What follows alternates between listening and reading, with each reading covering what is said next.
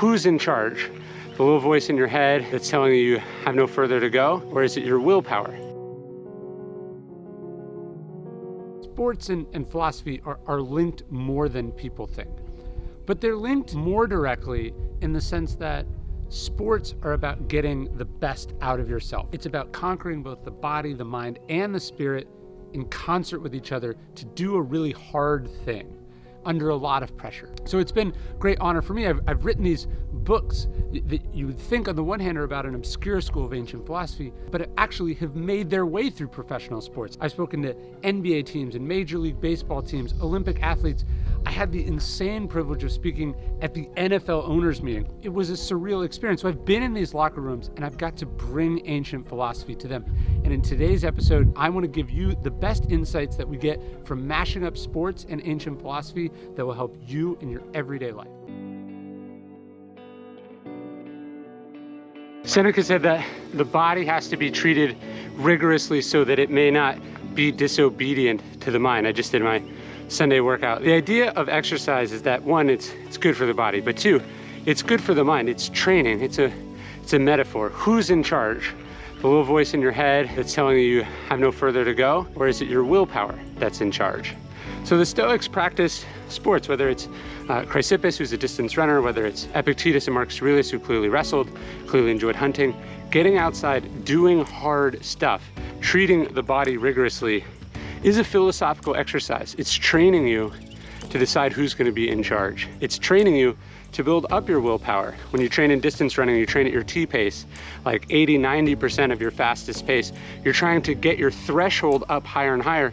So as you go into competition, as you continue to push yourself, what used to be hard is now average. So a Stoic is always pushing themselves. That's why we get outside and get active. Sound mind and a strong body. That's the idea. First thing come to my mind, KG, it was this one instance where we were playing each other and he was an avid trash talker. Yes. And not only do they use it to get in your head, but just something thrown out to where if you give it attention, now they're hyped up too. Yeah. And so I took the bait this one time. And I had one of the, not the worst game of my career, but I remember it. That's how bad it was.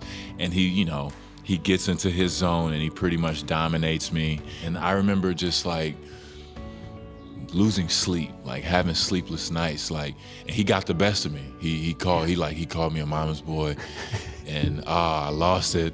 Cause that piece of trash talk, it really gets you if it's true, right? Right. Yeah, that's right. They're throwing a bunch of stuff out there, and if 1% of it's true, that's the only thing you'll hear. It's because they want to get in your head. They want to rattle you. They want to upset you. They're trying to provoke a reaction. And I kind of think like life is kind of trash talking us too. Like life is trying to distract us, upset us, throw us off our game. And you have to be that person who they can just like lock in and tune it out. And if someone or something is trying to get you off of your game, just do what you do. Be the player who you are. I learned that there was another level that I had to get to be successful. One thing you learn in endurance sports is that you always have further to go than you think is possible. Your body is telling you to quit, or your mind is telling you to quit, but actually your body is capable of more, and you have to override this. You have to push past it. And so for me, the endurance sports and philosophy have helped me even as a writer, because whenever I feel like quitting, whenever I feel like it's not working, whenever I feel like it's impossible, whenever I feel like it can't possibly go on any longer, I go, I know this feeling. I've dealt with this before. Epictetus talks about putting every impression up to the test. He talks about how a money changer knows what a counterfeit coin feels like, it sounds like.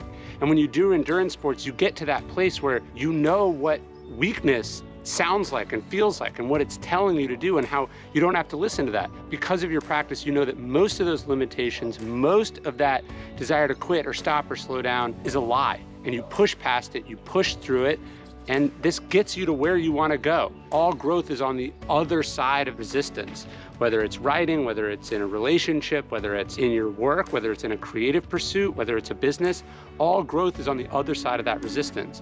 And so having an endurance sport practice, something that you're trying to get good at, whether it's CrossFit or weightlifting or running or rock climbing, something where you're constantly testing those reservations, and the whole practice is learning when to push through and when not to push through. I can't recommend it highly enough. I know that getting outside and doing that stuff, it might not seem like what the Stoics were doing, what philosophers were doing, but in fact, it was what they were doing. The Stoics were athletes, and this practice is deeply important into getting to that philosophical place of resilience and fortitude. As an athlete, I had the ability to grow physically with my skill set, and then also through competition of failure. So now, 5 years out of being an athlete, I'm missing that. So that's why we hired a performance coach to help us, like, where do you find growth in your life? Sure. Like, it's one thing to read your books and read all these books, but like to be of action and to have someone tell you you're wrong, or to do it in a different way, or try this. You know, that's the benefit is there's people outside of you that if you can trust or give yourself up to it, they can see it so much more clearly than you can. Sure. And that's where I was not very coachable because I grew up around coaching. I knew a lot. I knew that was too like much. Too much like your dad too. You know, and like I probably knew either equal or to more because I've been in so many situations around the sport where I was not coachable. So I think it actually makes for me to be a better coach because I understand that not everyone is receptive to coaching. But the truth of it is, if you really want to grow, you've got to have people in your life that are willing to tell you you're wrong or to do it differently. So. What was convincing to me about coaches, they're like, Tiger Woods has a coach. Like, he doesn't need one, but he has a coach, right? Yeah, when you look at Stoicism, most of the early Stoics had sort of Stoic tutors early on who were sort of advisors their whole life. I think historically, not only should you have like coaches, you should have advisors, you should have tutors. Overcoming obstacles is really about persistence and dedication. It's also about following a methodical process. I talk about Nick Saban and the idea of the process, which builds Alabama into perhaps the greatest college football dynasty in the history of the game. How does Saban do this? It's not about focusing on winning. It's not about focusing on the playoffs. It's not about the championship. It's not even about the fourth quarter. It's not even about the first game of the season. He wants players to focus on the immediate thing in front of you. The average down in football is like 7 seconds. He says, focus doing your job these 7 seconds. You accumulate it piece by piece. Zeno says well-being is realized by small steps, but it's no small thing. The process is small and humble, but it's ultimately unbeatable. And even, writing the obstacles the way was, okay, first I got to do a proposal. Then I got to sell. Then I got to start the book. Then I got to write, not the whole thing, but just the first sentence, and then the next sentence, and then chapter 1 and chapter 2 and chapter 3. And even getting it to sell, it doesn't sell when it first comes out. It's only 6 years later that it hits the bestseller list for the first time. It takes 6 years to sell 1 million copies. But that's because I never quit on it. I never got distracted by external results. I just focused every day on doing a little thing to make me and the book a little bit better. If there's one thing that philosophy can teach any athlete, whether you're an amateur, whether you're a collegiate prospect, whether you're a top-ranked recruiter, whether you're making millions of dollars in the pros, is something that I talked about to the Cleveland Browns this year when they had me talk about Stoicism. What I said, I started my talk and I said, look, everyone in this room controls one thing. They control how they play. You don't control what your teammates do, you control how you play. You don't control what they say about you on Twitter, you control how you play. You don't control the size of your contract, you control how you play. You don't control what they say about you from the stands, you control how you play. You don't control what the ref says, you control how you play. You don't control whether it's snowing, you don't control whether it's raining, you don't control whether it's 100 degrees, you control how you play. You don't control whether your teammates get hurt. You don't control if your teammates are fair. You don't control if the guy in the position ahead of you wants to groom you and mentor you or not. You control how you play. You don't control whether your opponents cheat. You control how you play. You don't control if your coach is a bully and he screams at you. You control how you play. You don't control if people are doubting you, if they don't believe in you. You control how you play. You don't control yesterday's game, you control how you play today. You don't control if you've lost to this team 1,000 times. You control how you play. You don't control if your team wins, you control how you play. You don't control if you lose, you control how you play. All you control, if it's not clear enough, is how you play right now, right this second.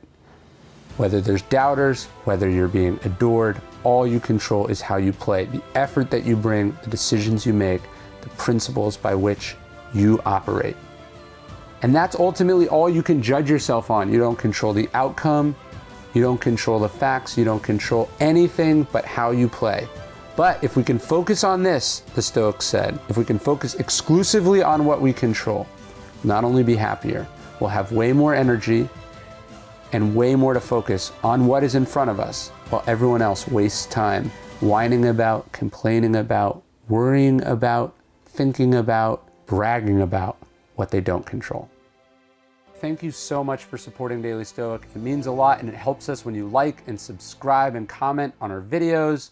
Go to dailystoic.com/store. You can carry some of the products that I use on a daily basis. These are my everyday carries, and I hope you check it out. dailystoic.com/store.